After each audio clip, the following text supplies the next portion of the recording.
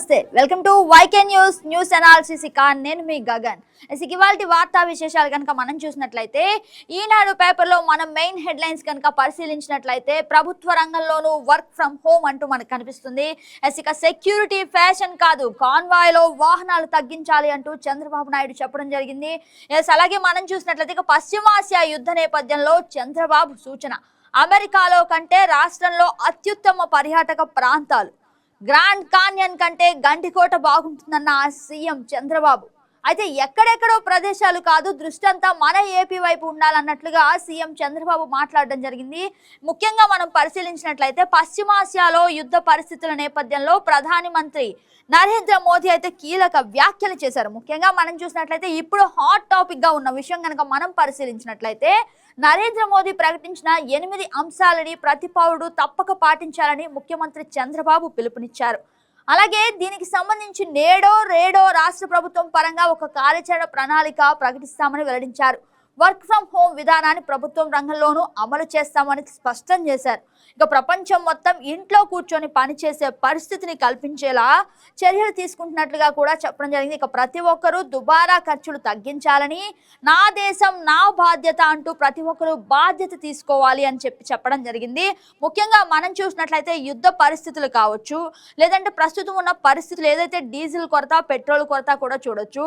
కాబట్టి ప్రతి ఒక్కళ్ళు కూడా కాస్త బాధ్యతగా వ్యవహరించి ప్రతి ఒక్క పనిని నా దేశం నా బాధ్యతగా అన్నట్లు ఎక్కడికంటే వర్క్ ఫ్రమ్ హోమ్ చేసి అంటే అవసరాలను, నిత్యావసరాలను అయితే ఉపయోగించండి, కానీ కాస్త జాగ్రత్తగా ఉపయోగించండి అని కూడా చెప్పడం జరిగింది. ముఖ్యంగా మనం పరిశీలించినట్లయితే నా బాధ్యత అనే విధానంతో పనిచేయాలని కోరారు. ప్రజలు బాధ్యతతో ఆలోచిస్తే అన్ని సమస్యలు పరిష్కారం అవుతాయన్నారు. ముఖ్యంగా అమరావతిలోని నిడమరలోని Bolineni institute of skill educational and research వైద్య కళాశాల నైపుణ్యాభివృద్ధి విశ్వవిద్యాలయాల నిర్మాణానికి శంకుస్థాపన సందర్భంగా ఆయన ప్రసంగించారు. ఎక్కడో జరుగుతున్న అమెరికా ఇరాన్ యుద్ధం మన దేశంలో సమస్యలకు కారణమైంది. గ్యాస్, పెట్రోల్, డీజిల్ సరిగా సరఫరా కావడం లేదు. ఆర్థిక వ్యవస్థ అతలాకుతలమయ్యే పరిస్థితి వచ్చింది. భవిష్యత్తులోనూ ఇలాంటి అంతర్జాతీయ పరిస్థితులు, సంక్షోభాలు మరిన్ని వస్తాయి. వీటిని సమర్థంగా ఎదుర్కోవాలి అని చంద్రబాబు పేర్కొన్నారు. ఆయన ప్రసంగంలో ముఖ్యంగా కీలక అంశాలు కనుక మనం పరిశీలించినట్లయితే యుద్ధ నేపథ్యంలో మనం అనేక పరిణామాలు చూస్తూ వచ్చాం. ముందుగా మనం చూసినట్లయితే ఎల్పిజి కొరత అయితే లభించింది, చాలా ఇబ్బందులు పడ్డాం. ఇక హోటళ్లు, రెస్టారెంట్లు అయితే పూర్తిగా మూసేసిన పరిస్థితి. ఆ తర్వాత పరిస్థితి కాస్త చక్కదిద్దే సమయంలో మళ్ళీ పెట్రోల్, డీజిల్ కొరత అంటూ కొత్త అంశం తెర మీదకి వచ్చింది. ఇక పెట్రోల్ బంకుల చోట బయట బారులు తీరి అంటే వాహనదారులు ఎంత మేరకు, కిలోమీటర్ల మేరకు వేచి ఉన్న రోజులు కూడా ఉన్నాయి. 3-4 రోజుల పాటు పనులన్నీ పక్కన పెట్టి పెట్రోల్ కాస్త దొరికే వరకు వేచి చూసిన సమయం ఉంది. మళ్ళీ అలాంటి రోజులు రాకుండా ఎక్కడో కొరత లభించేంత వరకు తీసుకెళ్లడం ఎందుకు, మనమే కాస్త జాగ్రత్తగా ఉంటే సరికాదా అన్నట్లు సీఎం చంద్రబాబు ఏదైతే నరేంద్ర మోడీ చెప్పిన 8 సూత్రాలను ప్రసంగిస్తూ సీఎం చంద్రబాబు యొక్క ఉద్దేశం తెలిపారు. ప్రతి ఒక్కరూ కాస్త జాగ్రత్తగా ఉంటే పరిస్థితులు ఎలా ఉన్నా కానీ పర్ఫెక్ట్ గా మనం నిలవచ్చు అంటూ చంద్రబాబు నాయుడు చెప్పడం మనం చూసాం. అలాగే ముఖ్యంగా మనం పరిశీలించినట్లయితే ఇక మనకి కనిపిస్తుంది అంటే ప్రభుత్వ రంగంలోనూ వర్క్ ఫ్రమ్ హోమ్, ఇక భారీ కాన్వాయ్తో వెళ్ళడం ప్రతి ఒక్కరికి ఫ్యాషన్ అయిపోయింది.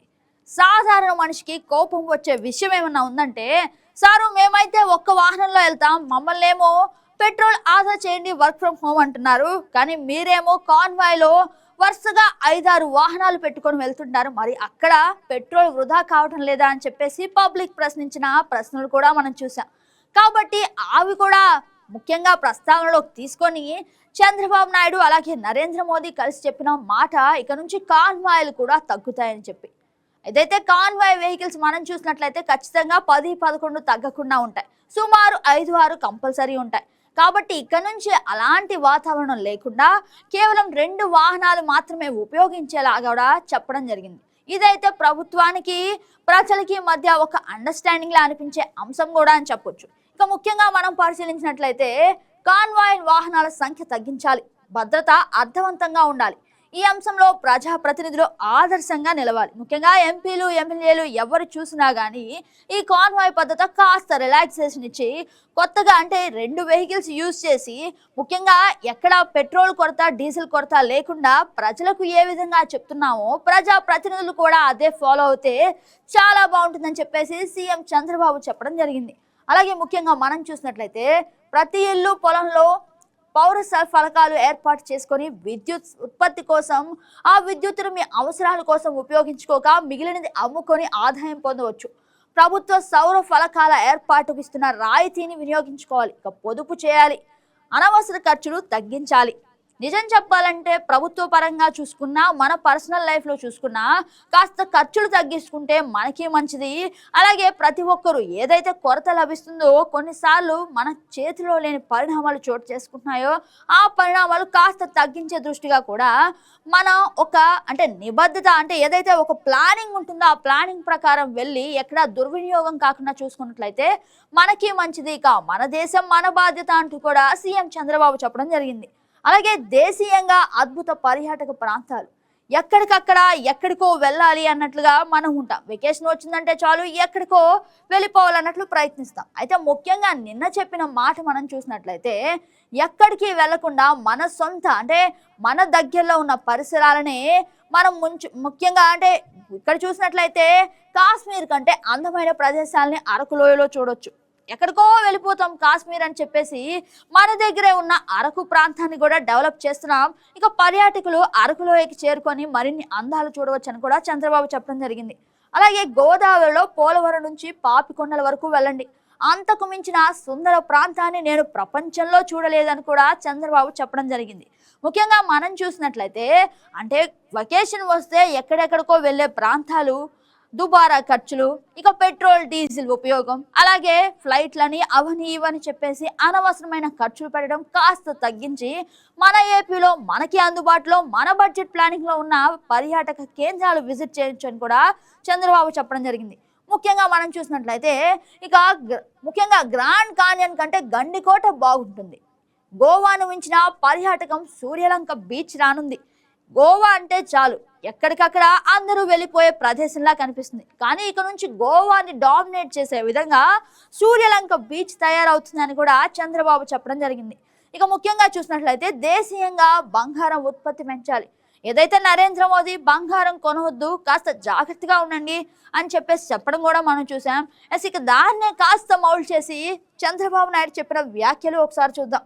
బంగారం కొనుగోలు తగ్గించాలన్న మోదీ సూచనపై ప్రజలు కాస్త ఆలోచించాలి. దేశీయంగా బంగారం ఉత్పత్తి పెంచడం మీద దృష్టి పెట్టాలి. అప్పుడు విదేశాల నుంచి దిగుమతి చేసుకునే పరిస్థితి తగ్గుతుంది. ఇక కర్నూలులో ముఖ్యంగా మనం చూసినట్లయితే వచ్చే నెలలో బంగారం గనిని ప్రారంభించబోతున్నాం. ఏంటి బంగారం గని, అది మన ఏపీలోన మన కర్నూలులోన అని షాక్ అయ్యే పరిస్థితి అయితే నెలకొంది. కానీ నిజం చెప్పాలంటే ఇక కర్నూలులో ముఖ్యంగా మనం చూసినట్లయితే వచ్చే నెలలో బంగారం గనిని ప్రారంభించబోతున్నాం. దేశీయంగా ఉత్పత్తి అయ్యే బంగారంలో 50 నుంచి 60% ఇక్కడి నుంచే రానుంది. కాబట్టి ఇక బంగారం ఉత్పత్తి కూడా మన ఏపీలో సాధ్యమవుతుందని చెప్పేసి చంద్రబాబు హర్షం వ్యక్తం చేశారు. ఇక పెట్రోల్ డీజిల్ వినియోగం తగ్గించాలి. సంక్షోభాల సమయంలో ప్రజలు కూడా సొంతంగా కొన్ని నిర్ణయాలు తీసుకోవాలి. ఎప్పుడు మన నిర్ణయం వెనుక ప్రభుత్వమో లేదంటే ఎవరో డిసైడ్ చేయకూడదు. పరిస్థితులను బట్టి మన నిర్ణయం మనమే తీసుకోవాలి. ఇక ఆ నిర్ణయం తీసుకునే దిశగా మనం చూసినట్లయితే సంక్షోభాల సమయంలో ప్రజలు కూడా సొంతంగా కొన్ని నిర్ణయాలు తీసుకోవాలి. ముఖ్యంగా పెట్రోల్ డీజిల్ వినియోగం తగ్గించాలి. దీనివల్ల విదేశీ మారక ద్రవ్యం కూడా ఆదా అవుతుంది. ఇక పెట్రోల్ డీజిల్ సమస్యలను ప్రభుత్వం చూసుకుంటుందిలే, మాకు సంబంధం లేదనుకుంటే ఎలా? ప్రభుత్వం అయితే చూసుకుంటుంది, కానీ బాధ్యత మన పైన కూడా కాస్త ఉంది కదా అని మరొకసారి చంద్రబాబు గుర్తు చేయడం జరిగింది. అలాగే ముఖ్యంగా మనం చూసుకున్నట్లయితే ఇక ప్రజల ఆలోచన విధానంలో మార్పు రావాలి. స్థానికంగా ఉన్న ప్రతి అవకాశాన్ని అందిపుచ్చుకోవాలి అని కూడా చెప్పడం జరిగింది. అయితే ముఖ్యంగా ప్రధాని నరేంద్ర మోదీ చెప్పిన అంశాలు, సీఎం చంద్రబాబు చెప్పిన అంశాలు గనక మనం చూసినట్లయితే మన దేశం మన బాధ్యత అంటూ ప్రతి ఒక్కరూ బాధ్యత తీసుకోవాలి, అంతేగాని బాధ్యతారహితంగా మాత్రం ఉండకూడదు అని చెప్పేసి ఆయన చెప్పడం జరిగింది. కాబట్టి ఇలాంటి విషయాల్లో కాస్త అవగాహన తెచ్చుకొని ఎక్కడ ఎంత మేరకు ఉపయోగించాలి, ఎంత మేరకు ఖర్చులు తగ్గించాలి, ఎంత మేరకు డీజిల్ పెట్రోల్ లాంటివి ఏదైతే వాహనాలు ఉపయోగిస్తున్నామో కాస్త పబ్లిక్ ట్రాన్స్పోర్ట్ ఉపయోగించి ఖర్చులను కూడా తగ్గించే విధంగా ప్రభుత్వం కొత్త దిశానిర్దేశం చేయడం కూడా మనం చూసాం. ఇక నెక్స్ట్ వార్తా విశేషాన్ని కనుక మనం పరిశీలించినట్లయితే నీట్ కేసులో 5గురు అరెస్ట్. రాత్రింబవళ్ళు కష్టపడి పిల్లల్ని చదివించి పరీక్షలు రాయిస్తున్నారు పేరెంట్స్. కానీ నేడు మనం చూసినట్లయితే నీట్ పరీక్ష ముఖ్యంగా అంటే నీట్ అనేది ఎందుకు ఉపయోగిస్తారంటే నేషనల్ ఎంట్రన్స్ ఎలిజిబిలిటీ టెస్ట్ అనేది ఒక ప్రముఖమైన అంటే ముఖ్యంగా ప్రతి ఒక్కరు తమ గోల్స్కి టార్గెట్ని రీచ్ అయ్యే విధంగా ఈ నీట్ పరీక్ష అనేది నిర్వహిస్తారు. ఇక ఈ నీట్ పరీక్ష కోసం తల్లిదండ్రులు రేయింబవళ్ళు కష్టపడి వాళ్ళ పిల్లల్ని చదివిస్తారు. కానీ ఇక్కడ పరిస్థితి ఎలా ఉందంటే ఇక పిల్లలు కష్టపడి తమ గోల్కి అడుగు దూరంలో ఉన్న సమయంలో పరీక్ష రాసి ఇక సీట్ వస్తే లైఫ్ సెటిల్ అయిపోతుంది అనుకున్న సమయంలో నీట్ పేపర్ లీకేజ్ అంటూ కొత్త హాట్ టాపిక్ తెర ముందుకు వచ్చింది. కేంద్ర ప్రభుత్వం ఏదైతే నీట్ పరీక్ష జరిగిందో ఆ నీట్ పరీక్ష చెల్లదని చెప్పి మళ్ళీ రీటెస్ట్ నిర్వహిస్తామని కూడా చెప్పడం జరిగింది. ఇక విద్యార్థుల ఆశలు, తల్లిదండ్రులు ముఖ్యంగా ఎన్నో ఏళ్ల నుంచి కన్న కలలు ఒక్కసారిగా ముఖ్యంగా మనం చూసినట్లయితే ఇలాంటి పరిస్థితుల్లో అసలు తల్లిదండ్రులు కానీ విద్యార్థులు కానీ పడే క్షోభ అనేది చెప్పడం వర్ణనాతీతం. ఇక ముఖ్యంగా మనం చూసినట్లయితే నీట్ కేసులో 5గురి అరెస్ట్ అంటూ కూడా మనకు కనిపిస్తుంది.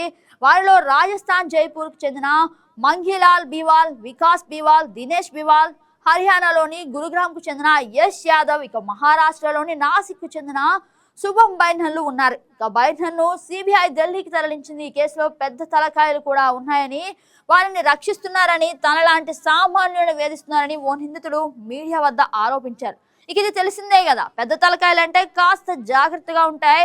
ఇక చుట్టూ ఉన్న వాళ్ళని డబ్బుతో కొనేసే పరిస్థితి కూడా నెలకొంది. కానీ చిన్న తరహా అంటే ఏదైతే ఈ మోసంలో అంటే క్రైమ్లో పార్ట్ తీసుకున్నారో వాళ్ళ యొక్క ముఖ్య విషయాలను వాళ్ళనే వేధించి వాళ్ళ దగ్గరనే సమాచారం తీసుకొని ఇక వాళ్ళే ప్రధాన సూత్రధారులుగా మార్చే అవకాశం కూడా కనిపిస్తుందని చెప్పేసి తన గోడుని వెళ్ళబుచ్చుకున్నాడు ఓ నిందితుడు. ఇక ముఖ్యంగా రాజస్థాన్లో నీట్ ప్రశ్న పత్రం లీక్ అయినట్లు ఆరోపణలు వచ్చిన నేపథ్యంలో మొత్తం పరీక్షను మంగళవారం జాతీయ పరీక్షల సంస్థ ఎన్టీఏ రద్దు చేసిన సంగతి తెలిసిందే. ఇక కేంద్ర సూచనతో దర్యాప్తును సిబిఐకి అప్పగించింది. దీంతో ఈ కేసును తొలుత దర్యాప్తు చేసిన రాజస్థాన్ ప్రత్యేక ఆపరేషన్స్ గ్రూప్తో ఎన్జిఓ కలిసి సిబిఐ విచారణ జరుపుతోంది. ఇక పలువురి విచారణ అంటూ మనకి ఇక్కడ కనిపిస్తుంది.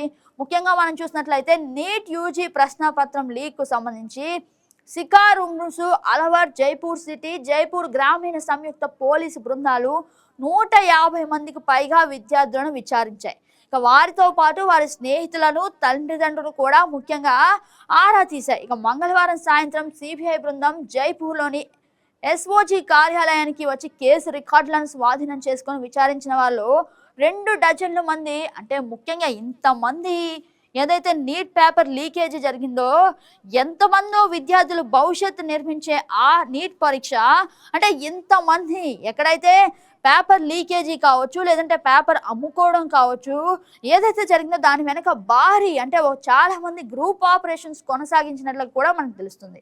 ఇక ముఖ్యంగా మనం చూసినట్లయితే ప్రైవేట్ మాఫియా పేరుతో ఏర్పాటు చేసిన సోషల్ మీడియా గ్రూప్ ద్వారా గెస్ట్ పేపర్ పేరుతో ఏదైతే ఒరిజినల్ పేపర్ ఉంటుందో ఆ పేపర్ని గెస్ట్ పేపర్ అనే పేరుతోటి మీడియాలోకి ప్రవేశపెట్టినట్లు తెలుస్తుంది. ఇక పేపర్ పేరుతో పాస్వర్డ్ ఆధారిత పీడిఎఫ్ రూపంలో రాజస్థాన్లో చాలా మందికి చేరింది. ఇక ప్రశ్నాపత్రంలోని ప్రశ్నలు చాలా వరకు ఉన్న గెస్ట్ పేపర్ను కేరళలో ఎంబీబీఎస్ చదువుతున్న రాజస్థాన్ సికార్కు చెందిన విద్యార్థి తొలుత రాజస్థాన్లో ఓ హాస్టల్ ఓనర్తో తన స్నేహితులకు షేర్ చేశాడు. ఇక అక్కడి నుంచి కోచింగ్ తీసుకుంటున్న పలువురు విద్యార్థులకు అది చేరింది. ఆ తర్వాత ముఖ్యంగా మనం చూసినట్లయితే జైపూర్తో పాటు చుట్టుపక్కల ప్రాంతాల్లోని విద్యార్థులకు అందింది. కేరళలోని ఎంబీబీఎస్ విద్యార్థికి అతడి స్నేహితుడు ఈ గెస్ట్ పేపర్ను అందించాడు. అక్కడి నుంచి గురుగ్రామ్లోని ఓ వ్యక్తి ద్వారా రాజస్థాన్కి చేరింది. ఇక చేతులు మారుతూ ఒకరి నుంచి మరొకరి నుంచి ఇంకొకరికి అలా పేపర్ వెళ్తూనే ఉంది. ఇక ఆ ప్రక్రియ కనుక మనం పరిశీలించినట్లయితే గెస్ట్ పేపర్ గురించి పోలీసులు దాన్ని అందుకున్న శికార్లో హాస్టల్ ఓనరే ఒప్పించినట్లు ముఖ్యంగా ప్రత్యేక ఆపరేషన్స్ గ్రూప్ అయితే చెప్పడం జరిగింది. ఇక నాసిక్ నుంచి బయటకు, ముఖ్యంగా మహారాష్ట్రలో నాసిక్లో ప్రశ్నాపత్రం ప్రింట్ అయింది. అక్కడి నుంచి ఇది లీక్ అయినట్లు పోలీసులు అనుమానిస్తున్నారు. ముందుగా అయితే పీడిఎఫ్లో దాన్ని భద్రపరిచి దానికంటూ ఒక పాస్వర్డ్ క్రియేట్ చేసి వాళ్ళకి కావాల్సిన వ్యక్తులకైతే ఇక దాన్ని అంటే ట్రాన్స్ఫర్ చేయడం జరుగుతూ వచ్చింది. ఇక ముఖ్యంగా మనం చూసినట్లయితే మహారాష్ట్రలోని నాసిక్లోని ప్రశ్నాపత్రం ప్రింట్ అయింది. అక్కడి నుంచి ఇది లీక్ అయినట్లు పోలీసులు అనుమానిస్తున్నారు. రాజస్థాన్ పోలీసులు అందించిన సమాచారంతో నంద్గావ్కు చెందిన శుభం బైర్నాను నాసిక్ పోలీసులు అదుపులోకి తీసుకొని సిబిఐకి అప్పగించారు. లీక్ కు సంబంధించి పూణేలో ఒక మహిళను పోలీసులు అదుపులోకి తీసుకొని సిబిఐకి అప్పగించారు. ఇక ఢిల్లీలో ఎన్టీఏ ప్రధాన కార్యాలయాన్ని బుధవారం సిబిఐ బృందం సందర్శించింది. ఇక నీట్ యూజీకి సంబంధించిన పత్రాలను స్వాధీనం చేసుకుంది. ముఖ్యంగా నిందితుడు భాజపా నేత గహ్లోత్ అంటూ మనకి కనిపిస్తుంది. ఇక పార్టీ పేర్లను అడ్డు పెట్టుకొని ఇలాంటి దందాలు కొనసాగించేవారు ఎందరో. ముఖ్యంగా మనం పరిశీలించినట్లయితే నీట్ యూజీ నిర్వహణలో వ్యవస్థాపరమైన వైఫల్యం చోటు చేసుకుందని ఈ పరీక్షా వ్యవస్థలో సమూల మార్పులకు ఆదేశించాలని కోరుతూ federation of all India medical association బుధవారం సుప్రీంకోర్టును ఆశ్రయించింది. అలాగే మనం చూసినట్లయితే అంటే విద్యాశాఖ మంత్రి ధర్మేంద్ర ప్రధాన్ రాజీనామా చేయాలని డిమాండ్ చేస్తూ బుధవారం ఢిల్లీలోని ఆయన ఇంటి ఎదుట ఆందోళన నిర్వహించిన యువజన కాంగ్రెస్ కూడా ఢిల్లీలో ఆందోళన నిర్వహించింది. ఇక ఎన్టీఏ కార్యాలయం ఎదుట ఏబీపీవీపీ కార్యకర్తలు ఎవరైనా ఉన్నారో ఆందోళన నిర్వహించారు. ఇక నీటి ప్రశ్నపత్రం లీక్ కు బాధ్యత వహిస్తూ మంత్రి ధర్మేంద్ర ప్రధాన్ రాజీనామా చేయాలని యువజన కాంగ్రెస్ అధ్యక్షుడు ఉదయ్ భాను డిమాండ్ చేశారు.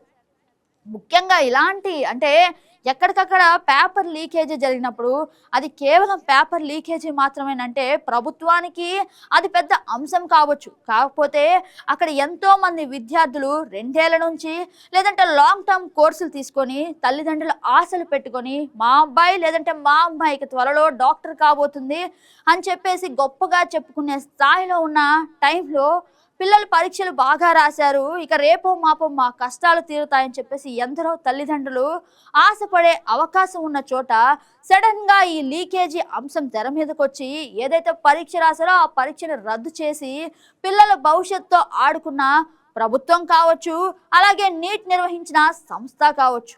ముఖ్యంగా ఇలాంటి వారి మీద ఎలాంటి చర్యలు తీసుకుంటే రేపటి రోజున పిల్లల భవిష్యత్తులో గ్యారంటీ ఉంటుందని చెప్పేసి ప్రశ్నలు వ్యక్తం అవుతున్నాయి. ముఖ్యంగా ఇక పబ్లిక్ రెస్పాన్స్ మనం చూసుకున్నట్లయితే ఈ విషయంలో ఎందరో తల్లిదండ్రులు రేయింబవలు కష్టపడి పిల్లల భవిష్యత్తు నిర్మించుకోవాలని చెప్పేసి అంటే తల్లిదండ్రులు దూరంగా ఉండి పిల్లల్ని చదివించుకునేవారు ఉంటారు. పిల్లలు కష్టపడి చదువుకొని తల్లిదండ్రుల కోరిక నెరవేర్చాలి, రేపటి రోజున నేను డాక్టర్ అని నలుగురికి చెప్పుకోవాలని ఆశపడే పిల్లలు ఉంటారు.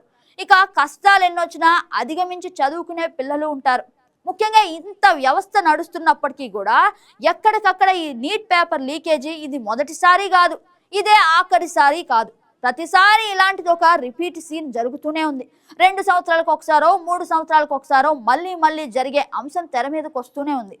మళ్ళీ ఇంకొకసారి ఇలాంటి పరిస్థితి నెలకొనకుండా ఎందరో విద్యార్థులు తల్లిదండ్రులు అడియాసలు కాకుండా మరొకసారి ఇలాంటి సీన్ రిపీట్ అవ్వకుండా కఠిన చర్యలు తీసుకోవాలని చెప్పేసి పబ్లిక్ రెస్పాన్స్ ఉంది. ఇకనైనా ప్రభుత్వం కాస్త జాగ్రత్త తీసుకొని, కేంద్ర ప్రభుత్వం కావచ్చు రాష్ట్ర ప్రభుత్వం కావచ్చు కాస్త జాగ్రత్త తీసుకొని మళ్ళీ ఇలాంటి అంశాలలో ఎవరైతే చొరవ తీసుకొని పేపర్ లీకేజ్కు పాల్పడ్డారో విద్యార్థులు భవిష్యత్తుతో ఆడుకున్నారో వాళ్ళ మీద కఠిన చర్యలు తీసుకోవాలని కూడా రిక్వెస్ట్ చేయడం జరుగుతుంది. అసలు ఈ అంశం మీద మరికొన్ని విషయాలు బయటికి రావాల్సి ఉంది. అసలు ఈ నీట్ పేపర్ లీకేజీ దందా నీట్ గా క్లియర్ గా మన ముందుకు రావడానికి కాస్త టైం పడుతుంది. చూద్దాం అసలు ఈ విషయంలో ఇంకా ఎన్ని పరిణామాలు చోటు చేసుకుంటాయో, ఎంతమంది పెద్ద తలకాయలు బయటకు వస్తారో కాస్త వేచి చూస్తే తెలుస్తుంది. ఇక నెక్స్ట్ వార్తా విశేషాన్ని మనం చూసినట్లయితే ముఖ్యంగా మనకు కనిపిస్తుంది బైసర్తో ఏటా 1,00,000 మందికి ఉద్యోగాలు. ఆసుపత్రి సమూహాన్ని సీఎం చంద్రబాబు చూపిస్తున్న కిమ్స్ సీఎండి బొలినేని భాస్కర్ వచ్చే ఏడాది ఇదే రోజు ఫేజ్ 1 పనులు ప్రారంభోత్సవానికి వస్తా ముఖ్యమంత్రి చంద్రబాబు వెల్లడి. అమరావతిలో Bollineni institute of skill educational research కు శంకుస్థాపన. భవిష్యత్తులో అమరావతి నుంచి పెద్ద ఎత్తున వైద్యులు తయారు కావాలి అంటూ కూడా చంద్రబాబు చెప్పడం జరిగింది. ఇక ముఖ్యంగా మనం చూసినట్లయితే నర్సులు, పారామెడికల్ సిబ్బంది ఇలా ప్రతి ఒక్కరూ ఇక్కడి నుంచే రావాలి అని ముఖ్యమంత్రి చంద్రబాబు పిలుపునిచ్చారు. అమరావతిలో నిడుమరులో కిమ్స్ వైద్యశాల ఆధ్వర్యంలో నిర్వహించిన Bolineni institute of skill education and research బైసర్ సెంటర్ కు చంద్రబాబు శంకుస్థాపన చేశారు. బైసర్ నైపుణ్యాభివృద్ధికి విశ్వవిద్యాలయం, వైద్య కళాశాల, కార్పొరేట్ ఆసుపత్రి, పరిశోధన కేంద్రాల నిర్మాణానికి భూమి పూజ నిర్వహించారు. అలాగే ముఖ్యంగా మనం చూసినట్లయితే ప్రజలకు సేవ చేసేందుకు ఇలాంటి బైసర్ అనేది ముఖ్యంగా మనం చూసినట్లయితే స్కిల్ డెవలప్మెంట్ ఏదైతే ఉందో ఇక్కడ అనేక మంది ఉద్యోగాలు లభిస్తాయి. అలాగే ముఖ్యంగా అంటే ఎందరో విద్యార్థులకు ఉద్యోగాలు రానున్న అవకాశం కనిపిస్తుందని కూడా ఆయన చెప్పడం జరిగింది. ఇక నెక్స్ట్ కనుక మనం చూసినట్లయితే ముఖ్యంగా P4 ద్వారా 5,000 మందిని దత్తత తీసుకోవాలని భాస్కర్ రావును సీఎం కోరారు. కిమ్స్ లాంటి సంస్థలతో వైద్యంతో పాటు ప్రివెంటివ్ హెల్త్ కేర్ కూడా అంటే prevention is better than cure అన్నట్లు ముందు జాగ్రత్తగానే కూడా కొన్ని అంశాల మీద ప్రివెంటివ్ హెల్త్ కేర్ అందించేలా చర్యలు చేపట్టాలని సూచించారు. చంద్రబాబు ప్రసంగంతో ముఖ్యాంశాలు ఇవి. ముఖ్యంగా మనం పరిశీలించినట్లయితే అనుమతులు ఇచ్చే బాధ్యత నాది. రాష్ట్రంలో ఏర్పాటు చేసే పరిశ్రమల సంస్థకు ఆటో పైలట్ మోడ్లో అనుమతులు ఇచ్చే బాధ్యత నాది. సకాలంలో నిర్మాణాలు పూర్తి చేసి కార్యకలాపాలు ప్రారంభించాల్సిన బాధ్యత పారిశ్రామికవేత్తలదే. వైద్య విద్యలో ఏపీ తిరుగులేని స్థానంలో ఉండాలి. ఏపీ కంటే ముఖ్యంగా మనం చూసినట్లయితే విద్యకు ఒక కేర్ ఆఫ్ అడ్రస్ గా నిలిచింది ఏపీ. అలాంటి ఏపీలో ఇక నుంచి పారిశ్రామికవేత్తలు డెవలప్ అవ్వాలి. అలాగే ముఖ్యంగా విద్యలో ఏపీ తిరుగులేని స్థానంలో ఉండాలి. చిన్న స్థాయిలో ప్రారంభమైన కిమ్స్ ఇప్పుడు విస్తరించి 30,000 అంటే ఎంత మేరకు 30,000 కోట్ల ఆస్తిగా మారింది. అమరావతిలో వైద్య కళాశాల, స్కిల్ విశ్వవిద్యాలయం ఏర్పాటు ద్వారా లక్షల మందికి ఉద్యోగ ఉపాధి అవకాశాలు చూపించనుంది.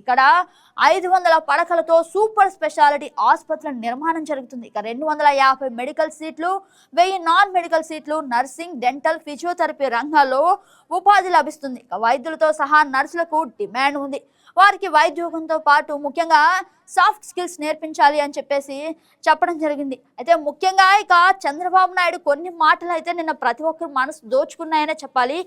ఆ మాటలను కనుక మనం పరిశీలించినట్లయితే మనిషి వయసు 120 ఏళ్ళ అని చెప్పేసి బాబా రామ్దేవ్ చెబుతున్నారు. మనం 120 ఏళ్లలో తినాల్సిన ఆహారం 40 ఏళ్లలో తినేస్తున్నామంటూ ఆయన నిన్న చెప్పడం జరిగింది. శారీరక శ్రమ చేయడం లేదు. దీంతోనే రకరకాల రోగాలు వస్తున్నాయి. మితంగా పోషకాహారం తీసుకోవాలి. మితిమీరిన ఎరువులతో వ్యవసాయం అన్నిటి రసాయనాలమయం చేస్తున్నాం. ముఖ్యంగా ఏదైతే పంట పండిస్తున్నామో ఒకప్పుడు మనం పండించిన పంట మనం తినేవాళ్ళం. మన కుటుంబాలకు కావాల్సిన ధాన్యం మనం పండించుకునేవాళ్ళం. కానీ నేటి పరిస్థితుల్లో మనం చూసినట్లయితే అధిక రసాయనాలు, యూరియా లాంటివి ఎక్కువ యూజ్ చేసి ఆ తర్వాత ఆ ఆహారం మనమే సేవిస్తున్నాం అనే విషయం మర్చిపోయి ఈ యూరియా లాంటి రసాయనాలు అధికంగా ఉపయోగించడం వల్ల ముఖ్యంగా మనం చూసినట్లయితే ఇప్పుడు నేటి తరంలో ఒబేసిటీ అనేది పెరిగిపోతుంది. కాబట్టి 120 ఏళ్లలో తినాల్సిన ఆహారం 40 ఏళ్లలో తింటే ఇలానే ఉంటుంది మరి చెప్పేసి నిన్న చంద్రబాబు కాస్త చమత్కారం చూపించారనే చెప్పాలి. అయితే ముఖ్యంగా సభలో అందరూ ఈ విషయం చంద్రబాబు ప్రసంగిస్తున్నప్పుడు కాస్త ఆసక్తి నెలకొంది. అక్కడ చిరునవ్వులు వెలిచాయని కూడా మనం చెప్పొచ్చు. ఆంధ్రజ్యోతి మెయిన్ పేపర్ కనుక మనం పరిశీలించినట్లయితే అద్భుతంగా అమరావతి అంటూ మనకు కనిపిస్తుంది. 20 ఏళ్లలో ప్రపంచంలోనే మేటి నగరం అవుతుంది. భవిష్యత్తులో హైదరాబాద్ను మించిన సిటీగా నిలుస్తుంది. పారిశ్రామికవేత్తల రాకతో రాజధాని అభివృద్ధి, ఆటో పైలట్ మోడ్లో పరిశ్రమలకు అనుమతులు కూడా లభించే అవకాశం ఉంది. ఏఐ ఆధారిత వైద్య రంగానికి మంచి భవిష్యత్. వైద్య రంగంలో ప్రపంచ వ్యాప్తంగా అవకాశాలు, అలాగే అందిపుచ్చుకోవడానికి యువత సిద్ధం కావాలి అంటూ సీఎం నేనైతే అవకాశాలు కల్పిస్తా, అందిపుచ్చుకోవడానికి మీరు రెడీగా ఉండాలంటున్నారు సీఎం చంద్రబాబు. రాజధాని ప్రాంతంలో కిమ్స్ బైసర్ కు శంకుస్థాపన. ఒక్క అమరావతి మాత్రమే కాదు, గూగుల్ రాకతో విశ్వనగరంగా విశాఖ, అలాగే ఏరోస్పేస్ హబ్ గా అనంతపురం, డ్రోన్ సిటీగా కర్నూలు, ఎలక్ట్రానిక్ హబ్ గా తిరుపతి, కొప్పర్తి, పారిశ్రామిక హబ్ గా శ్రీ సిటీ, బ్రహ్మాండమైన పరిశ్రమలకు హిందీపురం అభివృద్ధి చెందుతున్నాయి. అభివృద్ధి కేర్ ఆఫ్ అడ్రస్ గా ఆంధ్ర నిలుస్తుందని చెప్పేసి సీఎం చంద్రబాబు చెప్పడం మనం చూసాం. 800 ప్రాజెక్టులు, 24 లక్షల ఉద్యోగాలు, 23 నెలల్లో 23 లక్షల కోట్ల పెట్టుబడులు, ఉపాధి కల్పనలో ఎంఎస్ఎంఈలు కీలకం. 3 నెలల్లో 100 కంపెనీలు ఎస్ఎస్ఈలో లిస్ట్ కావాలి. పారిశ్రామికవేత్తలకు ఏ కష్టం వచ్చినా మెసేజ్ దూరంలో నేనుంటా. అలాగే ముఖ్యంగా ఇక అవగాహన సదస్సులో లోకేష్ అయితే క్లియర్ గా చెప్పడం జరిగింది. ఇక నెక్స్ట్ వార్తా విశేషాన్ని మనం పరిశీలించినట్లయితే వ్యతిరేకించింది 22 మందే. బల పరీక్షలో సీఎం విజయ్ ఘన విజయం. ఏదైతే టీవీకే పార్టీ అంటే ముఖ్యంగా ఎన్నికల్లో పోటీ చేసిన దగ్గర నుంచి టీవీకే ఒక పెద్ద పార్టీగా విస్తరించింది. ఇక విజయ్ ప్రపంచం అయితే సృష్టిస్తూనే ఉన్నారు. కాకపోతే తమిళనాడు ఎలక్షన్లు అయిపోయిన తర్వాత కాస్త మ్యాజిక్ ఫిగర్ రాకపోవడంతో కాస్త ఆసక్తి పెరిగే వాతావరణం అయితే మనం చూసాం. ఇక ఆ వాతావరణం కాస్త మారి ఇప్పుడు మనం చూసినట్లయితే బల పరీక్షలో సీఎం విజయ్ ఘన విజయం. విశ్వాస తీర్మానానికి 144 మంది మద్దతు. ముఖ్యంగా మనం చూసినట్లయితే 118 మ్యాజిక్ ఫిగర్ రీచ్ కావడానికి విజయ్ కాస్త కష్టపడ్డాడనే చెప్పాలి. ఇక 118 వస్తే సరిపోతుంది అనుకున్న సమయంలో ఏకంగా 144 మంది మద్దతు నిలువున చీలిన అన్నా డిఎంకే. ఇక 25 మంది ఎమ్మెల్యేల వేరుకుంపటి ప్రభుత్వానికి అనుకూలంగా ఓటు. అసెంబ్లీ నుంచి డిడిఎంకే వాకౌట్. ఇక ఓటింగ్ కు ఎండిఎంకే సభ్యులు దూరం. పిఎంకే బీజేపీ ఎమ్మెల్యేలు తటస్థం. తమిళనాడు ముఖ్యమంత్రి విజయ్ తొలి పరీక్ష నెగ్గారనే చెప్పాలి. ముఖ్యంగా గవర్నర్ రాజేంద్ర విశ్వనాథ్ ఆర్లేకర్ ఆదేశాలతో బుధవారం శాసనసభలో బలాన్ని నిరూపించుకున్నారు. ఇక 22 మంది ఎమ్మెల్యేలు మాత్రమే ఆయన ప్రభుత్వానికి వ్యతిరేకంగా ఓటేశారు. అలాగే ముఖ్యంగా మనం చూసినట్లయితే ఇక విశ్వాస తీర్మానంపై విజయ్ సర్కారుకు 144 మంది మద్దతు ఇచ్చారని కూడా మనం చూడొచ్చు. అలాగే పిఎంకే బీజేపీ ఎమ్మెల్యేలు తటస్థంగా ఉండగా 59 మంది సభ్యులున్న ప్రధాన ప్రతిపక్షం డిఎంకే ఒక ఎమ్మెల్యే ఉన్న డిఎండికే ఓటింగ్ లో పాల్గొనకుండా వాకౌట్ చేశారు. అలాగే ఈవీఎస్ ఇంటూ షణ్ముఖం చీలిన అన్నా డిఎంకే ఎమ్మెల్యేలు. ముఖ్యంగా ఇటు డిఎంకే పార్టీ నుంచి వస్తారా లేదా అన్నా డిఎంకే పార్టీ నుంచి వస్తారని చెప్పేసి కాస్త ఆసక్తి నెలకొంది. ఇక అన్నా డిఎంకే పార్టీ అయితే చీలికలు ఏర్పడినట్లు మనకు కనిపిస్తుంది. ఎడప్పాడితో 22 మంది, ఇక షణ్ముఖం వైపు 25 మంది. టీబీకే ప్రభుత్వంలో చేరేందుకు తప్పుడు ఆరోపణలు పలని అంటూ మనకు కనిపిస్తుంది. ఇక పార్టీ ఓటమికి కారణం ఎడప్పాడే, మాపై వేటు చెల్లదు షణ్ముఖం. సీఎం విజయ్ ఓఎస్డీగా జ్యోతిష్యుని నియామకం రద్దు అంటూ మనకి ఇక్కడ కనిపిస్తుంది. ఇక విజయ్ శాసనం అయితే ఇక మనం చూస్తున్నాం. ఇక విజయ్ అయితే మళ్ళీ ప్రపంచం సృష్టిస్తూనే ఉన్నారు. ఏకంగా 144 మంది. ముఖ్యంగా మనం చూసినట్లయితే అంటే ఎంత మేరకు ఇంత మద్దతు సాధించారు ఒక కొత్తగా స్థాపించిన పార్టీ, అందులోనూ మొదటిసారి ఎలక్షన్లో కంటెస్ట్ చేయడం, ఇక అతిపెద్ద పార్టీగా విస్తరించడం, అలాగే అత్యధిక మెజారిటీ సాధించడం, ఇక మ్యాజిక్ ఫిగర్ దాటి ఏకంగా 144 మంది మద్దతు ఇచ్చారంటే ఎంత మేరకు విజయ్ ప్రపంచం సృష్టించారని మరొకసారి మనం ఆలోచించాలి. అలాగే ఇక నెక్స్ట్ వార్తా విశేషాన్ని కనుక మనం పరిశీలించినట్లయితే మనకి ఇక్కడ కనిపిస్తుంది కటకట అంటూ మనకు కనిపిస్తుంది. అనాధికార కరెంట్ కోతలతో కష్టాలు, సిబ్బంది కొరతే అసలు సమస్య. 1500 మంది ఏఈ స్థాయి అధికారులకు గాను ఉన్నది 8 మంది ఏఈలే. అయితే సంఖ్యాబలం మాత్రం ఉంది, కానీ అక్కడ పనిచేసేవారు చూస్తే 17 మంది, కానీ అక్కడ పనిచేసేది మాత్రం కనిపించేది మాత్రం 800 మందే. ముఖ్యంగా 2000 మంది కొరత నిర్వహణ లోపాలతో పాటు అనాధికార కోతలు. మార్చి ఏప్రిల్ నెలలో విద్యుత్ సగటు వినియోగం 260 మిలియన్ల యూనిట్లు. ఇక మేలో గణనీయంగా తగ్గిన వినియోగం, సగటున రోజుకి 250 మిలియన్ యూనిట్లే. డిమాండ్ తగ్గిన తప్పని అంతరాయం. ఇక మండు వేసవిలో వినియోగదారులకు విద్యుత్ శాఖ చుక్కలు చూపిస్తుంది. Line maintenance, emergency load relief పేరు ఏదైనా రాష్ట్ర వ్యాప్తంగా పలు జిల్లాలో అనధికారిక కోతలు అమలవుతున్నాయి. వాస్తవానికి గత 2 నెలలతో పోల్చుకుంటే ఈ నెల ప్రారంభం నుంచి విద్యుత్ వినియోగం గణనీయంగా తగ్గింది. అయినా అనధికార కోతలు తప్పడం లేదు. ఇక మార్చి ఏప్రిల్ నెలలో సగటు వినియోగం రోజుకు 260 మిలియన్ యూనిట్లుగా ఉంది. ఇక మే నెలలో ఇప్పటి వరకు సగటు వినియోగం 250 మిలియన్ యూనిట్లుగానే ఉంటుంది.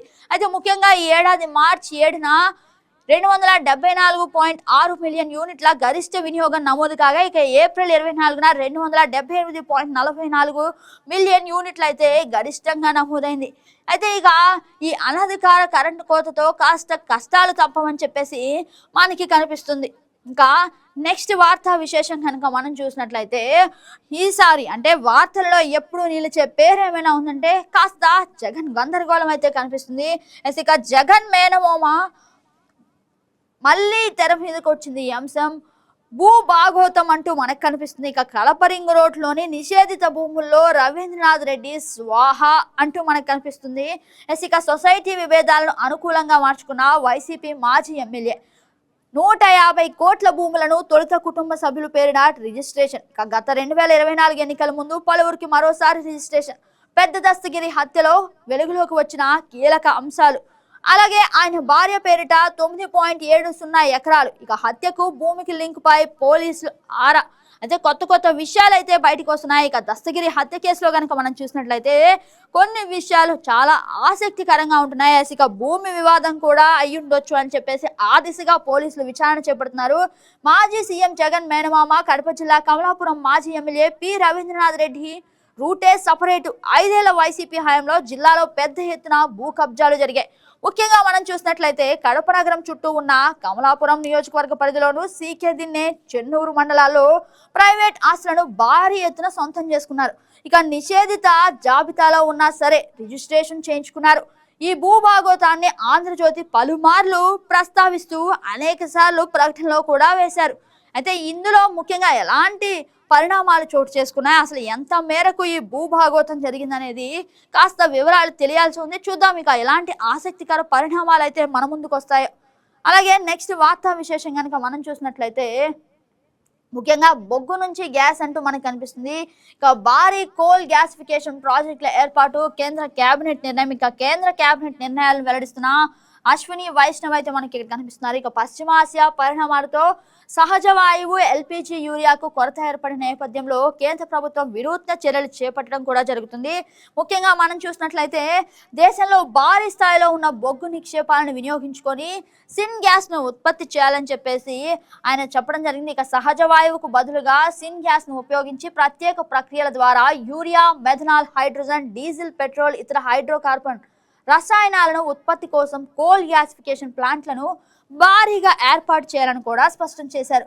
ఇందుకోసం 37,500 కోట్ల మేర ప్రోత్సాహకాలను అందజేయాలని కేంద్ర మంత్రివర్గం నిర్ణయించింది. ఇక దేశీయంగానే యూరియా, మెథనాల్తో పాటు ఇతర రసాయనాల ఉత్పత్తి ద్వారా దిగుమతుల భారం తగ్గి గణనీయంగా విదేశీ మారక ద్రవ్యం ఆదా అవుతుందని కేంద్రం భావిస్తుంది.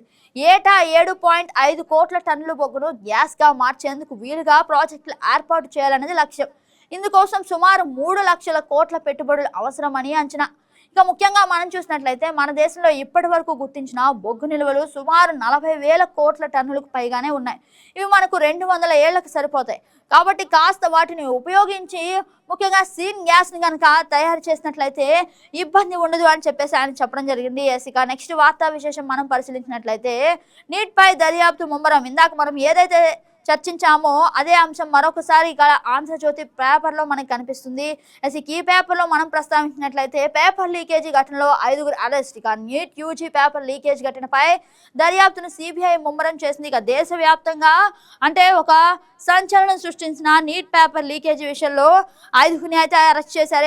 ఈ ఘటనపై మరిన్ని విషయాలు అయితే తెలియాల్సి ఉంది. ఇక ఏం జరుగుతుందో అయితే కొన్ని రోజులు బయటకు వచ్చే అవకాశం కనిపిస్తుంది. ఇక నెక్స్ట్ వార్తా విశేషం కూడా చూద్దాం. జర్నలిస్టులకు అవార్డులు అంటూ మనకు కనిపిస్తుంది. ఎంపిక కోసం 4గురితో కమిటీ. లైఫ్ టైం అచీవ్మెంట్ కి 3 లక్షల, ఉత్తమ పాత్రికేయునికి 2 లక్షల నగదు.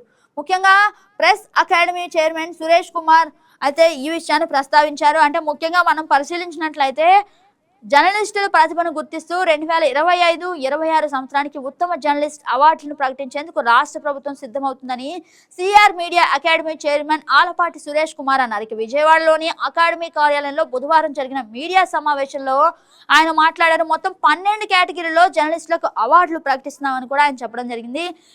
అవార్డుల ఎంపిక కోసం India Today news editor AI Prasad, Andhra Kesari university in-charge VCDVR Murthy, ఇక విశ్రాంత హైకోర్టు ప్రధాన న్యాయమూర్తి జస్టిస్ సత్యనారాయణ మూర్తి సభ్యులుగా, అలాగే సమాచార పౌర హక్కుల సంబంధాల శాఖ డైరెక్టర్ కె విశ్వనాథ్ మెంబర్గా కమిటీని ఏర్పాటు చేశారు. ఇక లైఫ్ టైం అచీవ్మెంట్ అవార్డు, ఉత్తమ జర్నలిస్ట్ అవార్డు కమిటీని పరిశీలించి అయితే ఆ అవార్డ్స్ ఎంపిక చేసే విధానం అయితే చెప్పడం జరిగింది. ఇక 2012లో ఈ అవార్డుల విధానం ఖరారైందని, చివరిసారిగా 2017లో అవార్డులు ప్రదానం చేశారని కూడా చెప్పడం జరిగింది. ఇక అయితే జర్నలిస్టులకు అవార్డు వచ్చే అవకాశం కనిపిస్తుంది. ఇక మరొక వార్తాపత్రికలో ఇంకా ముఖ్యమైన విషయాలు ఏమున్నాయో ఒకసారి పరిశీలిద్దాం.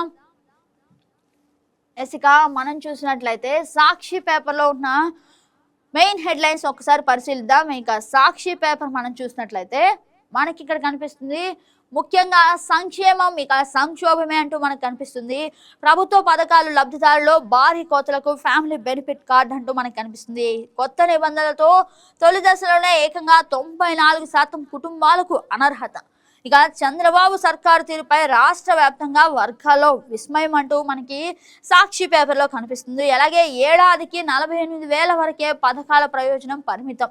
ఇక అది కూడా ప్రభుత్వమే చెబుతున్న 15 అంశాలు వర్తించకపోతేనే వ్యవసాయ మున్సిపల్ ఆస్తి ఉన్న పిల్లలు ప్రైవేట్ స్కూల్లో చదువుతున్నా నెలకు 50 యూనిట్లు కరెంట్ వాడిన ఇక వాహనాలు కలిగి ఉన్న మార్కెట్లో పంట అమ్ముకున్న ఇలా పలు ఆంక్షలతో అయితే ప్రభుత్వం ప్రజలను ఇబ్బంది పెడుతుందని చెప్పేసి సాక్షిలో మనకు కనిపిస్తుంది. అలాగే నెక్స్ట్ వార్తా విశేషం మనం చూసినట్లయితే క్రికెట్ బెట్టింగ్ ముఠా గుట్టురట్టు అంటూ మనకు కనిపిస్తుంది. ఈ మధ్యనైతే ఐపీఎల్ మ్యాచ్ జరగటం అలాగే అనేక సార్లు ఈ క్రికెట్ బెట్టింగ్ అనేది తెర మీదకి వస్తుంది. ఇక ముఖ్యంగా మనం మరొకసారి పరిశీలించినట్లయితే ఆన్లైన్ క్రికెట్ బెట్టింగ్ నిర్వహిస్తున్న 8 మంది ముఠా సభ్యులను విశాఖ సైబర్ క్రైమ్ పోలీసులు కోల్కతాలో అరెస్ట్ చేశారు. ఇక ముఖ్యంగా మనం చూసినట్లయితే 1070 బ్యాంకు ఖాతాలు స్తంభింపజేసి ఏకంగా 168 ఏటీఎం కార్డులు, 81 మొబైల్ ఫోన్లు, 13 ల్యాప్టాప్లు, ఇక 149 బ్యాంక్ పాస్బుక్లు, అలాగే 38 చెక్ బుక్స్, పలు పాస్పోర్ట్లను స్వాధీనం చేసుకున్నారు. అలాగే 2 కోట్లకు పైగా నగదును ఫ్రీజ్ చేశారు. మీకు ముఖ్యంగా మనం పరిశీలించినట్లయితే ప్రతిసారి క్రికెట్ బెట్టింగ్ ముఠాలు అరెస్ట్ అవుతూనే ఉన్నాయి. కానీ ఈ విషయంలో కాస్త పోలీసులు చొరవ తీసుకొని మళ్ళీ ఇలాంటివి రిపీట్ అవ్వకుండా కఠిన చర్యలు తీసుకుంటే కనుక మళ్ళీ ఇలాంటివి రిపీట్ అవ్వవు అని చెప్పేసి మనకి కనిపిస్తుంది. ఇక నెక్స్ట్ వార్తా విశేషం కనుక మనం పరిశీలించినట్లయితే తమిళనాడు సీఎం విజయ్కి వైఎస్ జగన్ శుభాకాంక్షలు. పారదర్శక ప్రజాపాలన అందిస్తారని ఆశాభావం. ఇక సంక్షేమం అభివృద్ధి కోసం అంకిత భావంతో పనిచేయాలని సూచన. ఇక దేశ అభివృద్ధిలో తమిళనాడు మరింత కీలక పాత్ర పోషించాలని ఆకాంక్ష.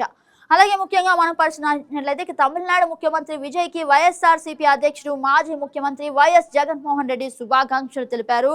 అలాగే ముఖ్యంగా తమిళనాడు అసెంబ్లీ ఎన్నికల్లో టీవీకే పార్టీ ఘన విజయం సాధించి సీఎంగా బాధ్యతలు స్వీకరించిన విజయ్తో బుధవారం వైఎస్ జగన్ ఫోన్లో మాట్లాడినట్లు తెలుస్తోంది. ఇక ఈ సందర్భంగా విజయ్ని అభినందించారు. తమిళనాడు ప్రజల ఆకాంక్షలకు అనుగుణంగా సమర్థవంతంగా పారదర్శక ప్రజా పాలన అందించాలని చెప్పేసి ఆశాభావం వ్యక్తం చేశారు. ఇక నెక్స్ట్ వార్తా విశేషం మనం చూసినట్లయితే పసిడిపై పన్ను పిడుగు అంటూ కనిపిస్తుంది. ఇక కొనుగోలుదారులకు బిగ్ షాక్. బంగారం వెండిపై దిగుమతి సుంకం 15%కి పెంపు. ఇక డాలర్ల డ్రైన్ ఆపేందుకు కేంద్రం కఠిన నిర్ణయం.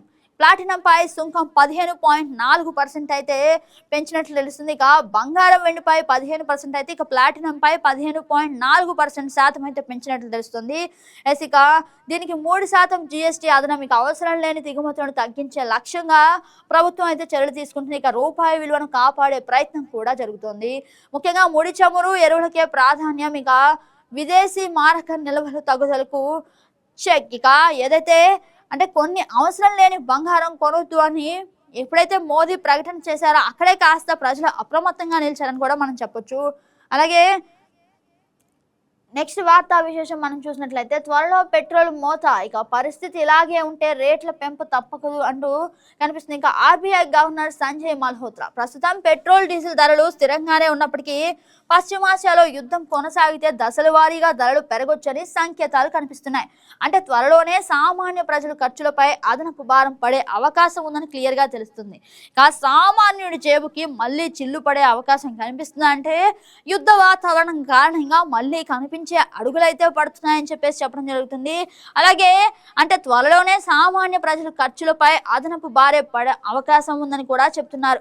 ఇక పశ్చిమాసియాలో సంక్షోభ పరిస్థితులు ఇలాగే కొనసాగితే ప్రభుత్వం పెట్రోల్ డీజిల్ రేట్లను పెంచాల్సి రావచ్చని reserve bank governor Sanjay Malhotra తాజాగా వ్యాఖ్యానించారు. ఇక ముడి చమురు ఎరువుల కోసం భారత్ దిగుమతులపైనే ఎక్కువగా ఆధారపడాల్సి ఉందని చెప్పడం జరిగింది. అలాగే సరఫరామైన అవాంతరాయాలు ఇప్పుడిప్పుడే భారత్ పై ప్రభావం చూపించడం మొదలవుతుందని స్విట్జర్లాండ్ లో ఒక సదస్సులో పాల్గొన్న సందర్భంగా మల్హోత్రా చెప్పారు. ఇక ఫిబ్రవరిలో అమెరికా, ఇజ్రాయెల్, ఇరాన్ మధ్య యుద్ధం ప్రారంభమయ్యాక ముడి చమురు ధరలు అంతర్జాతీయంగా భారీ స్థాయిలో ఎగిసినప్పటికీ దేశీయంగా మాత్రం ప్రభుత్వం రిటైల్ పెట్రోల్ డీజిల్ రేట్లు పెంచకుండా యథాంతరంగా కొనసాగిస్తున్న సంగతి తెలిసిందే. కానీ క్రూడ్ ఆయిల్ రేట్లు పెరుగుతూ రూపాయి విలువ పడిపోతూ చమురు దిగుమతుల భారం తడిసి మోపెడవుతుంటో ఇక ధరలు పెంపు తప్ప వేరే మార్గం లేదని చెప్పేసి చెప్పడం జరుగుతుంది. అలాగే ఇప్పటి వరకు ప్రభుత్వ రంగ ఆయిల్ మార్కెటింగ్ కంపెనీలు పెరిగిన చమురు ధరలు భారాన్ని భరిస్తున్నాయి. కానీ అవి ఇంతకాలం నష్టాలను భరించగలవో ఆందోళన కలిగిస్తుందని కేంద్ర పెట్రోలియం శాఖ మంత్రి హర్దీప్ సింగ్ పురి కూడా వ్యాఖ్యానించిన త్వరలో పెట్రోల్ ధరలు అయితే పెరిగే అవకాశం ఉందని కూడా చెప్పడం జరుగుతుంది. ఇక పెట్రోల్ ధరలు పెరుగుతాయా, ఏం జరుగుతుందని చెప్పేసి సర్వత్రా ఆసక్తి అయితే నెలకొంది. ఇక ఏం జరుగుతుందో చూడాలి. మరి మళ్ళీ యుద్ధ వాతావరణం కారణంగా ఎలాంటి పరిస్థితులు నెలకొంటాయో, ఇంకా ఎలాంటి పరిస్థితులు మనం చూడాల్సి వస్తుందో వేచి చూడాలి. ఇక ఒకసారి ముఖ్యంగా విశాలాంధ్రలో ఏవైతే హెడ్లైన్స్ ఉన్నాయో ఒకసారి పరిశీలిద్దాం. అలాగే విశాలాంధ్రలో మనం చూసినట్లయితే మనకి కనిపిస్తుంది ఇక్కడ ఆర్థిక సవాళ్లు అధిగమిద్దామంటూ మనకు కనిపిస్తుంది. రాష్ట్రంలో మోదీ సూచనలు అమలు, ప్రజాప్రతినిధులు ఖర్చులు తగ్గించుకోవాలి, అమరావతిని గ్లోబల్ మెడికల్ క్వాంటమ్ హబ్ గా మారుస్తాం. బైసర్ శంకుస్థాపనలో సీఎం చంద్రబాబు. ముఖ్యంగా మనం చూసినట్లయితే అంటే ఏదైతే అంతర్జాతీయ ఉద్రిక్తతలు, యుద్ధ ప్రభావం వల్ల ఎదురయ్యే ఆర్థిక సవాళ్లను అధిగమించడానికి ప్రతి పౌరుడు ఒక సైనికుడిలా బాధ్యత తీసుకోవాలని చెప్పేసి సీఎం చంద్రబాబు చెప్పడం జరిగింది. అలాగే నెక్స్ట్ వార్తా విశేషం మనం చూసినట్లయితే విజయ్ పై విశ్వాసం, బల పరీక్షలో నెగ్గిన టీవీకే ప్రభుత్వం. Congress, CPI, CPM, VCK, IUML మద్దతు అనుకూలంగా ఓటేసిన ఏఐడిఎంకే చీలిక వర్గం. తమిళనాడు ముఖ్యమంత్రి జోసెఫ్ విజయ్ శాసనసభలో తన మొదటి అడ్డంకిని విజయవంతంగా అధిగమించారు. ఎన్నో సవాళ్ల తర్వాత, ఎన్నో రోజులు నిరీక్షణ తర్వాత విజయకేతనం ఎగరవేశారు. ఇక టీవీకే ప్రభుత్వం విశ్వాస పరీక్షల్లో నెగ్గింది. విజయ్ ప్రభుత్వానికి అనుకూలంగా 144 ఓట్లు, వ్యతిరేకంగా 22 ఓట్లు వచ్చాయి. వీరంతా ఏఐఏడిఎంకేలో మాజీ సీఎం ఎడప్పాడి పళనిస్వామి వర్గానికి చెందినవారు. కాగా షణ్ముగం వర్గానికి చెందిన 25 మంది తిరుగుబాటు ఎమ్మెల్యేలు విజయ్ ప్రభుత్వానికి అనుకూలంగా ఓటు వేశారు. పిఎంకే, బీజేపీకి చెందిన మొత్తం 5 ఎమ్మెల్యేలు తటస్థంగా నిలవగా డిఎంకే సభ నుండి వాకౌట్ చేసింది. దీంతో టీవీకే ప్రభుత్వం బల పరీక్షలో విజయం సాధించినట్లు స్పీకర్ జేసీడీ ప్రభాకర్ ప్రకటించారు. కాగా ముందుగానే కాంగ్రెస్ 5, సిపిఐ 2, అలాగే సిపిఎం 2, ఐయుఎంఎల్ 2 విజయ్కు మద్దతు ప్రకటించడంతో బల పరీక్షలో విజయకేతనం ఎగరవేసే దిశగా అడుగులు వేశారు. మొత్తం 144 ఓట్లు అయితే ఆయనకు లభించినట్లు తెలుస్తుంది. ఇక నెక్స్ట్ వార్తా విశేషం మనం పరిశీలించినట్లయితే ఇరాన్ పై అమెరికా సంహిత, ఆపరేషన్ లా స్లెడ్జ్ హామర్ కు సన్నాహాలు.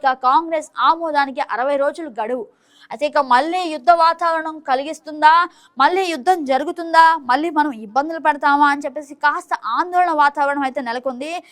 ఎలాంటి పరిస్థితులు వస్తాయో, ప్రజలు ఎలా అప్రమత్తంగా ఉండాలని చెప్పేసి ప్రభుత్వం ఒక పక్క ప్రజలకి కొన్ని ఏవైతే ఆంక్షలు అయితే విధిస్తున్నారో కాస్త జాగ్రత్తగా ఉండాలి, బాధ్యతగా ఉండాలి అని కూడా చెప్పడం జరుగుతుంది. యుద్ధ వాతావరణం మళ్ళీ తలపించి మనకి ఇబ్బందులు కలుగుతాయా లేదా అనేది కొన్ని రోజులు వేచి చూస్తే తెలుగుతుంది. చూసారు కదా, ఇవి ఇవాల్టి వైకే న్యూస్ అనాలిసిస్ అప్డేట్స్. రేపటి రోజున మళ్ళీ వైకే న్యూస్ అనాలిసిస్ లో కలుద్దాం. Until then this is Gagan signing of.